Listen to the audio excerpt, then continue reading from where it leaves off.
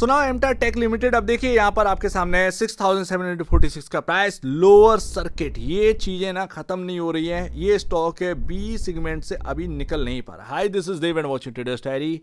ये चॉपीनेस काफी खराब है। आप देखें इसका असर जो है ना वो इन्वेस्टर की मेंटल हेल्थ पर ही पड़ता है। एंड अगर आप देखें इस स्टॉक को ट्रैक करना है, मैं पहले से ही आपसे कह चुका हूँ, ब्लूम एनर्जी का स्टॉक ट्रैक करिए, बिकॉज ऑफ ब्लूम एनर्जी का स्टॉक मल्टी बैगर बना था यूएस मार्केट में। एंड 60% रेवेन्यू आपका आता किससे? इसी क्लाइंट से आता है। एंड यहाँ पर ना उसका स्टॉक जो है हायर साइड से क्रैश किया है। $350 वाला आपको $244 देखने को मिला। दैट्स वाई आपका स्टॉक भी बहुत ज़्यादा फीका पड़ता हुआ नजर आया।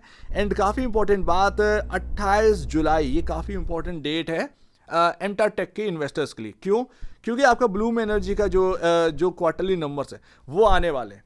तो ध्यान रखिएगा, अर्निंग्स की डेट है। एंड उसके बाद अचानक से ब्लूम एनर्जी जो है वो रिएक्ट करेगा यूएस के अंदर, एंड फिर आपका इंडियन मार्केट के अंदर एमटा टेक का स्टॉक रिएक्ट करेगा। क्योंकि अगर ब्लूम एनर्जी का स्टॉक वहां पर और टूटा, देन ये एमटा टेक के ऊपर और असर डालेगा। भाई सीधी सी बात है, दोनों के अपने अलग अलग यहाँ पर टेक्निकल है, अपने अलग अलग फंडामेंटल है, बट है क्या है, दोनों में ही एक बहुत बड़ा मूव आया था। एमटार का जो स्टॉक है वो ब्लूम एनर्जी को देखकर ही चला था, ध्यान रखिएगा। एंड जब 3,500 का था तभी मैंने आपसे कह दिया था। फिलहाल ना ब्लूम एनर्जी के स्टॉक को ट्रैक करिएगा, और मैं आपको सामने चार्ट रखता हूं कि ब्लूम एनर्जी के चार्ट पर क्या देखने को मिल रहा है। सबसे बड़ी बात तो यहाँ पर ना ऊपर एक रेंज देखने को मिल रही है 261 एंड माफ करिएगा एंड 270।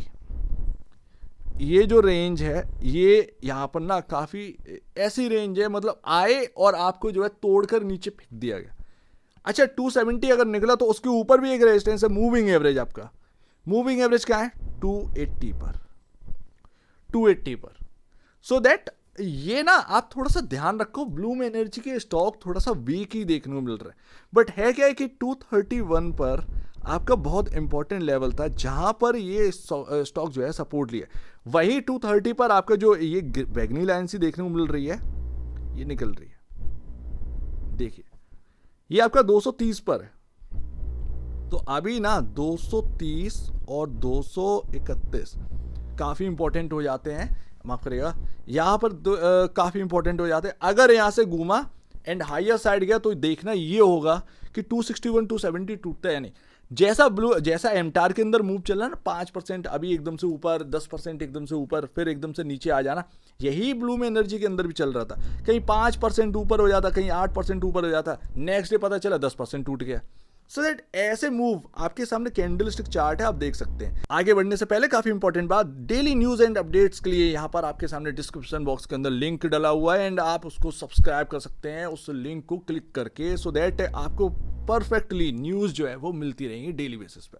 अब आगे बढ़ते हैं, एमटा टेक। अब देखिए यहाँ पर चल क्या रहा है बॉस। प्रॉब्लम क्या है ना, चार्ट दोनों के ही मतलब काफी दिक्कत भरे हैं।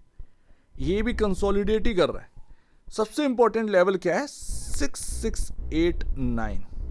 पिछली बार यहीं से घूमे थे, हायर साइड गए, फिर वापस से वहीं आ गए, फिर वो यहां से ऊपर गए, वापस से नीचे 7100 की तरफ जाते हैं, और 7100 की तरफ जैसे जाते हैं वहां से टूट जाते हैं। ये चल रहा है। अभी है क्या है इस स्टॉक के अंदर बॉस, इस चार्ट को अगर समझोगे ना तो काफी इंपॉर्टेंट लेवल है आपका 6200 एंड फिर 6000 एंड करेंट में अभी आपका 6689। इसके नीचे अगर चलना स्टार्ट किया ना तो वो थोड़ा सा और वीक हो सकता है, ये स्टॉक थोड़ा सा और वीक हो सकता है, ध्यान रखिएगा।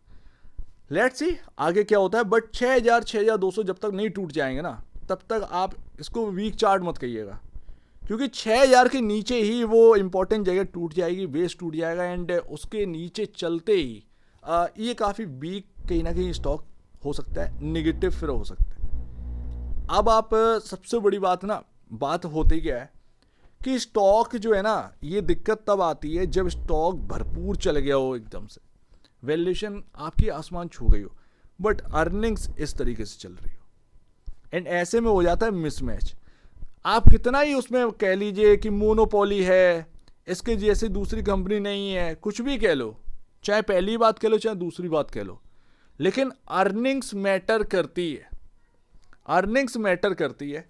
एंड अभी अगर आप देखोगे कोई खास अर्निंग नहीं बढ़ी है, चाहे भले ही ब्लूम एनर्जी से ये 60% रेवेन्यू आता हो, आज का नहीं आ रहा, एक लंबे टाइम से आ रहा है। ऑर्डर बुक उनकी काफ़ी स्ट्रांग है, उसी वजह से यहाँ पर ब्लूम एनर्जी भागा है, एंटायर भी भागा था। बट है क्या है कि वो नंबर्स पर रिफ्लेक्ट नहीं कर रहे हैं। जैसे क्वार्टर ऑन क्वार्टर बेसिस पर ये है आपका, हालांकि उससे पहले की अगर आप प्रॉफिटेबिलिटी देखेंगे तो उनसे तो काफ़ी बेहतर प्रॉफिट है, लेकिन जिस तरीके से स्टॉक दौड़ा है, जिस तरीके से वैल्यूएशन बढ़ गई थी ना, उस तरीके से अगर आप, माफ़ करिएगा, उस तरीके से अगर आप समझोगे तो उतना आपका जो है प्रॉफिटेबिलिटी नहीं बढ़ी। ये मैं ऑपरेटिंग प्रॉफिट की बात करूं, नेट प्रॉफिट तो अलग है, ऑपरेटिंग प्रॉफिट की बात करूं तो वही बात है कि स्टॉक खिंच बहुत गया, बट हुआ क्या है, उसके कंपैरिजन अर्निंग्स जो है ना वो उतना नहीं बढ़ी है, एंड वो आपको कंफर्ट नहीं दे पा रही। एंड दैट्स वाई कितना चलोगे, 21,209 करोड़ का मार्केट कैप पहुंच गया है, कितना दौड़ोगे बॉस, कितना? 225.55 का पी रेशियो है, 69.61 के अगेंस्ट, यानी कि कंफर्ट दूर दूर तक नहीं है, already high valuation. 25.78 time price to book value पर ट्रेड करा है, ये है बहुत हैवी। मतलब पैसा लगाओगे तो यानी कि जोखिम भरे टाइम में पैसा लगा रहे हो, ये कह रहा है, हाई वैल्यूएशंस पर है। अच्छा, इसका ना रेमेडी क्या है? रेमेडी यही है कि क्वार्टरली नंबर्स जो है ना अच्छे आए, एंड वो यहाँ पर ना इन इंडिकेटर्स में थोड़ा सा कंफर्ट लेकर आए, तब ये प्राइस स्टेबिलिटी लौटेगी। हालांकि ध्यान रखिएगा, एंटायर टेक को इग्नोर करके नहीं चलना है, बिकॉज मार्केट के अंदर ना एक ऐसी कंपनी मिल पाना काफ़ी मुश्किल है। भले ही स्टॉक चल गया हो तो वो थोड़ा सा समझदारी से उस चीज़ में काम करनी चाहिए। अब स्टॉक जैसा दौड़ा, आपके बहुत ज़्यादा महंगापन हो गया, इसमें होता है क्या, इन्वेस्टर रखे रहता है, इन्वेस्टर को थोड़ी सी क्वांटिटी हटा देनी चाहिए ऐसे टाइम पर आकर, थोड़ा सा महसूस भी होने लगता है खुद को कि हाँ यार अब महंगा हो चुका है बहुत ज़्यादा, थोड़ी सी क्वांटिटी हटा कर बैठ जाओगे ना, अगर वो गिरावट आती है ना तो वो आपको बेनिफिट दे दे, आपको नीचे लेने का मौका मिल जाता है शेयर्स, एंड बीच का यहाँ पर ना जो पैसा है वो आपका बच जाता है, या क्वांटिटी थोड़ी सी बढ़ जाती है। तो ये स्ट्रेटजी होती है, बहुत चलना पड़ता है, मार्केट है, कई सारे शेयर्स में ऐसा देखा गया है, इकलौता तो है नहीं है। 7,200 ये आपका मूविंग एवरेज का प्राइस है, एंड आप अभी चल रहे हो 6,689 के आसपास, 6,746 है, बिल्कुल उसी के आसपास चल रहे हैं। क्या होगा आगे ये देखना है, बट एक्चुअल बेसिस पर कहानी जो है वो यही होगी आगे चलकर 6,000, 6,200।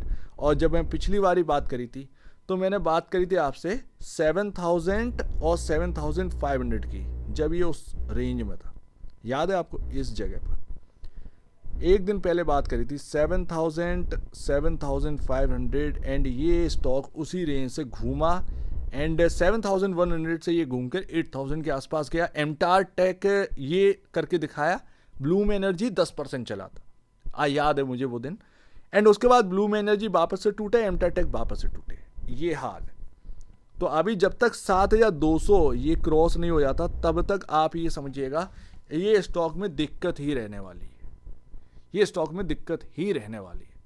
सो लेट्स सी, आपको सारी बात जो है ना वो समझ में आई। स्टॉक ऑलरेडी हाई वैल्यूएशन पर है, बट इससे उम्मीदें बहुत हैं, आने वाले क्वार्टरली नंबर्स बताएंगे कि कितना हायर साइड जाना है, कितना लोअर साइड, बट चार्ट पर अभी चलना है, चार्ट बेस्ड अभी आपको चलना है। चार्ट बेस्ड तो अभी यही दिख रहा है कि 6,200 काफ़ी इंपॉर्टेंट है, एंड 6,686 करंट में काफ़ी इंपॉर्टेंट है।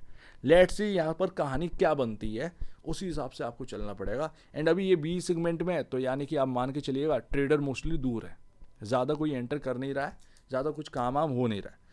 सो उम्मीद है काफ़ी कुछ आपको समझ में आया होगा। ब्लूम एनर्जी को ट्रैक करिए, क्योंकि अगर एक बार ब्लूम एनर्जी का हाल सही हो गया ना, वो एमटार टेक का हाल सही कर देगा, इसको नज़र में रखिए। तो एक बार वैसे पहले आप बेचें, इससे पहले अपने ब्रोकर वैसे जरूर सलाह लीजिएगा, खुद की स्टडी करेगा, उससे बेहतर कुछ भी नहीं, खुद की स्टडी मस्ट है। तो अब दीजिए, वीडियो देखिए, बहुत धन्यवाद दोस्तों।